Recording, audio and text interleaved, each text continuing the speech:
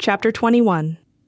I don't remember what I was doing on that fateful day in 1929, which was destined to alter so many lives, but I'm sure I was unaware that one of the momentous occasions of history was taking place, the stock market crash. Maybe that's because at the age of 12, I wasn't very dedicated to reading the financial pages. It was to be an eventful year for me. I had won the 12-year-old All-City Side Stroke Championship that summer, and a new system was being introduced at Brighton Grade School. The girls of the 7th grade were to have home economics, while the boys would take manual arts. This meant that we would have special teachers and a new building. Before the year was over, I had received the best grades of my life, but not in home EC. Before the course began, I had been thrilled at the thought. I asked Mama, "What is home economics?" "It's the science and art of home management." She was standing at the kitchen drain board, sorting the kitchen linens for the wash. Papa was taking new light bulbs down from the high cupboards. "I built you a table in the basement for that purpose," he said. "It's so dark in the basement that I can't distinguish between the lights and the darks," Mama explained. It was too logical for Papa to argue against. "And," she paused to reach for the bar of strong yellow soap, "it is so dark that I can't find the stains." I felt that the real reason she sorted in the kitchen was that she enjoyed being around the family. "What is home management anyway?" I asked, sitting at the table with a glass of milk. Papa was tearing the paper cover off of a light bulb. "It's washing clothes and changing light bulbs." "I already know how to wash clothes and change light bulbs." Papa got a sly look in his eyes. "Oh, that's right. You know all about washing clothes, at least beach bags. I'm still trying to forget about that little episode." So was I, for that matter. He was speaking of Dor and I having been caught while doing our special privileges at the beach. Of all the chores, we liked laundering the beach bags the best. It gave us much opportunity to engage in horseplay. The operation was done on the beach, where the guards had set up 2 big wash tubs and an old hand wringer. The guards had taught the boys how to crank the wringer, and the girls how to feed the bags. But don't get your fingers caught. You could tear off your whole arm. Feeding the heavy canvas bags was not an easy operation, even under the best of conditions. If not fed carefully, the bags would bunch up, and the boys would have to reverse the rollers. The boys started out like true blue Boy Scouts, but as soon as the guards were out of sight, the boys began cranking at top speed. This sent the wringer, which was positioned precariously in the sand, into wild gyrations. Dor and I had been battling the gyrations one day when we heard a familiar voice. "Good God, you could tear your arms off!" We had known in an instant that it was Papa. The lifeguards came running. I thought they were going to have to give him artificial respiration, but after a few deep breaths, he recovered on his own. He took us by the ears and led us to the car. At home, Papa had said to Mama, "Here you were worried about their arms being red. You're lucky they didn't lose them completely."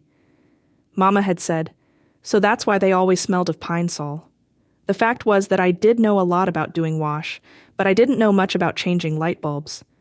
Papa had reserved that chore for himself, claiming that it was a dangerous job and that he didn't want any dead girls laying around. Papa was screwing a bulb into a socket and said, "Now the school is going to teach you how to do home management scientifically." "I'd rather have her learn how to do it artfully," Mama said. "That would mean she's going to have to learn how to move all of the furniture," Papa said. "I already know how to move all the furniture." I took another gulp of milk. Papa climbed down off the stool. "Then push this stool back in place, and for God's sake, stop sloshing your milk." "I'm just practicing what Miss Knight taught me." I took another gulp and sloshed again. "She said that chewing milk is scientific." "Well, if that is scientific, I agree with your mother. I would prefer you do it artfully." Mama had gathered up the wash and was headed to the basement. "Home management also means that you will learn to shop for groceries." I already know how to shop for groceries. We girls had watched Mama for years, settled by the phone with an old envelope in her hand. "How are your pork roasts today?" We knew she was calling Schumann's meat market in Hillman. "Well, all right then. Send me 2 pounds. She would hang up and dial again. Keefe's grocery store, also in Hillman. "Are the new potatoes in yet? Fine, then send me some of those." Mama's phoning was done before 10 o'clock in order to meet the delivery deadline, but sometimes in the late afternoon, Mama would call again. "Do you have a late delivery? I forgot to order the salt." This infuriated Papa. "Why don't you just make a list?" Mama explained that she did indeed make a list, but that her lists often didn't match what the stores had in stock that day, which meant that we could never be sure what we were having for dinner. What started out sounding like pork roast and new potatoes might end up being hot dogs and fresh asparagus, without salt. On occasion, Mama sent us to a small store almost a mile away, at Rainier Avenue and Holly Street. She always promised that the delivery would be light. I just need some canning rings, but hurry, I've got the berries ready to put on the stove. However, she could never resist tacking on a few more items, so the deliveries usually became progressively heavier. She made our trips worthwhile, though, by allowing us a penny or two to spend at Morrison's candy store, just around the corner. Oh, how I loved the sights and smells of the candy store. Mr. Morrison, the owner, had a bell rigged up which tinkled when we opened the door. I thought it was just a friendly welcome, never suspecting that it was an alert for Mr. Morrison, who lived in the back behind the curtains. He was the closest thing to Santa Claus I ever saw. He knew the names of all the children, although due to his erratic hearing, his pronunciation could be off. Well, here's little Franny Figham. No, Mr. Morrison, the name is not Figham, it's Bigham. Big as in great big. I extended my arms for illustration. And ham like in ham and eggs. Oh yes, Big Ham, I should be able to remember that. He chuckled and repeated the name several times. I loved Mr. Morrison dearly. He treated me like I had come to make a monumental purchase. He was one of the few people who didn't say, "I can't believe that you are Florence Bigham's little sister." If he had said that, he probably would have called her Florrie Figham.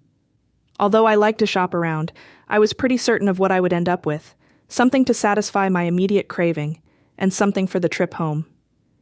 If you please, Mr. Morrison, I'd like 1 jelly smack and 1 jawbreaker. I explained jawbreakers to Dorothy. It's made out of layers and layers, all different colors, and it never breaks even when it's sucked down right to the middle. We were walking home, and I was free to expound, because Flora wasn't around to call me dummy. Even if you bite it real hard, it'll never break, but your jaw will. Why do they make 'em all different colors? Dor asked. That's so that when you take it out of your mouth, you can tell how much you have left. Dor took her jawbreaker out every 10 seconds to check the color. I finally became annoyed and exerted my big sister privilege. Stop slurping your candy, dummy! Grocery shopping had also been taught to us by Papa, who took us to the famous Pike Place Market, only a few blocks from his office. There's no way to get vegetables fresher unless you go out and pick them yourself, he explained. It seemed that all of the merchants knew Papa. Hello, Mr. Bigman, I maka you de special. Big Man was what they called him, and it would have done no good to correct them. A big man Papa was, especially amongst these diminutive country folk. A man of big stature and noble bearing, like George Washington. I often wondered how Papa chose which booth to buy from. There were dozens alike, even down to the smallest vegetable. I finally concluded that it was a matter of which merchant came up with the best response to Papa's dickering. How much if I take a whole dozen? I was embarrassed by these transactions. It appeared that he was taking advantage of these obviously poor, ignorant people, who, judging by their handwritten signs, hadn't enjoyed the privilege of attending Brighton grade school. I would never have dealt this way with Mr. Morrison over jawbreakers. Papa, it says on the sign what things cost. Signs don't mean much. These people expect to dicker. Besides, if they don't sell the produce by nighttime, they just throw it in the beggar's bin for hungry people to come and get. Could we come and get it? We asked. We could, but we're not hungry. We certainly weren't. We always left Pike Place Market loaded down with a multitude of newspaper-wrapped items, which we stuffed into our big canvas shopping sacks. Papa probably didn't get things any cheaper, but something else would be thrown in to make a deal, usually something far off our menu. On the first day of our home economics class, we girls burst in the door bright-eyed. Imagine, getting out from reading and arithmetic and going down to the new portable to whip up something to eat. Our hopes were quickly dashed. Our new teacher, looking more artful than scientific, informed us that prior to whipping up popovers, we were to whip up aprons. Whip up, however, was not the expression that she used. Before the needles and thread came the basics. The warp goes lengthwise and the woof goes crosswise. Woe to us if we didn't get the right angles right. One girl expressed her disdain. Let's hope that her bite isn't as bad as her woof. From then on, we called our teacher Miss Woof, regardless of the fact that her voice was even more bird-like than Mary Bird at the clothesline. Thus began the 2-year struggle with the science and art of home management. We seemed prone to bungling. We stitched our handwork to the laps of our dresses. Even though Miss Woof had cautioned us countless times, we do not sew in our laps, we sew on the table. Our popovers fell over. We forgot to turn on the oven and turn off the faucet. Miss Wolf compared our incompetence with the perfections of the class she taught in the afternoon. My Coleman girls never sew their handwork to the laps of their dresses. We had heard about Coleman when the Brighton boys baseball team had played the other schools in the district. It was close into town and was considered the immigrant school. U.S. true blue Americans felt superior to the students there. Miss Wolf inferred that the reason the Coleman girls outshone us as future homemakers was that their mothers, women from the old country, had given them more basic instructions, like warp and woof. Suddenly, we girls, who until then were disdainful of any female over the age of 12, developed into great defenders of motherhood. How dare she ridicule our mothers? We reacted by engaging in the great American pastime, chewing gum. Nothing irked Miss Wolf more than gum chewing. She could spot the slightest movement in a lower jaw from a mile away. She pinned up her favorite motto: "Future homemakers do not chew gum. The harder the reprimand, the harder we chewed." Miss Wolf, who didn't have a funny bone in her body, responded with an attempt at humor. She tacked a poem to the bulletin board and demanded that the current culprit stand at the board and think about it. A gum-chewing girl and a cud-chewing cow are different and yet alike somehow. Oh yes, indeed, I see it now. It's the intelligent look on the face of the cow. We didn't appreciate the humor. We spent our free time making up different versions of the poem and daring each other to face the class and recite it. My contribution was, a gum-chewing girl and a cud-chewing cow are different and yet alike somehow. The girl is a wreck. Oh, I see it now. She is taking home EC from a cud-chewing cow. When I brought home my report card, Mama was distressed at the remarks about my deportment.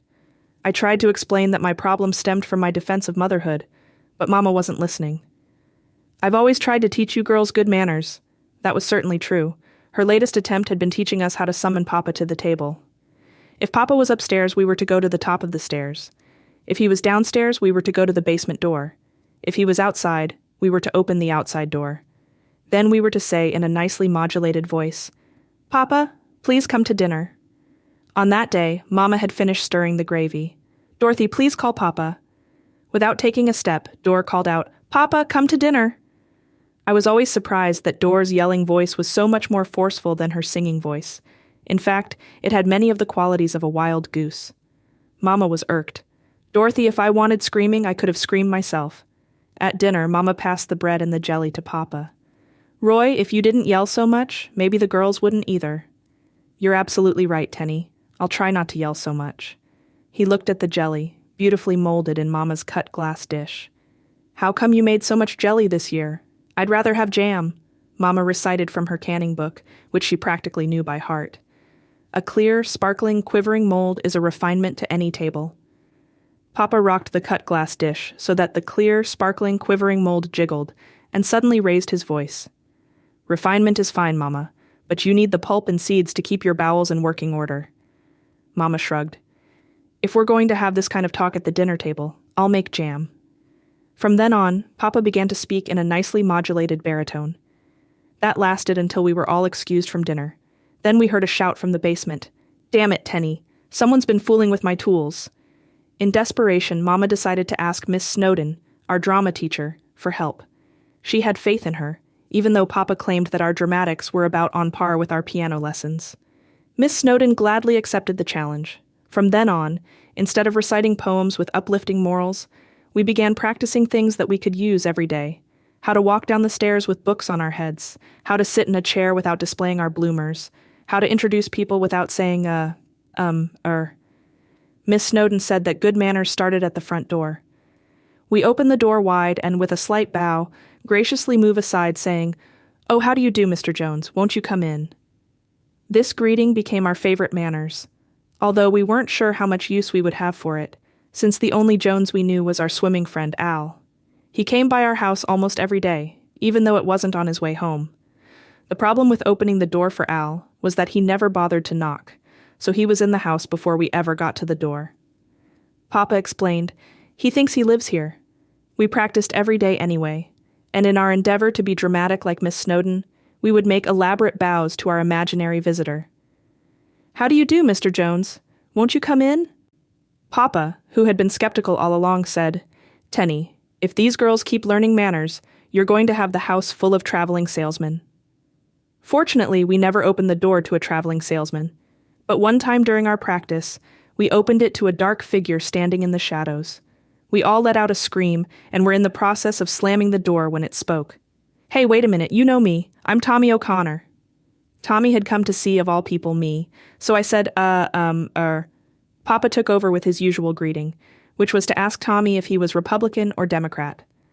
Of course, Tommy hadn't made any great political commitments as of yet, but Papa liked his Irish name, so he got the privilege of sitting and listening to Papa recite the whole history of the nation of Ireland. All of this was probably the reason why Al Jones never knocked.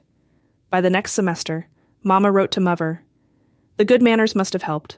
All the girls got better grades. Florence got 3 A's, Dorothy got 4 A's, and Franny got 6. This was a reversal of what the grades normally were. I have to confess that my good grades were not due to my improved social graces, nor to my diligent study. They were due in large part to my accident, about which Papa said, "The bump on the head must have made Fran smart." That was an understatement.